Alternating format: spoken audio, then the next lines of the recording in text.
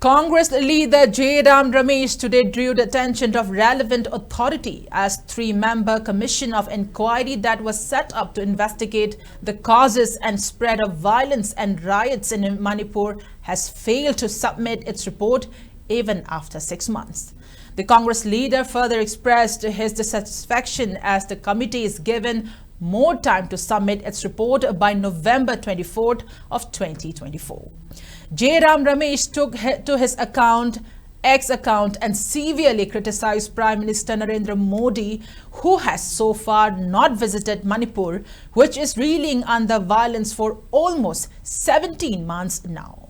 Jairam Ramesh maintained that Prime Minister continues to make plans to travel in other parts of the country and abroad while avoiding the most troubled state.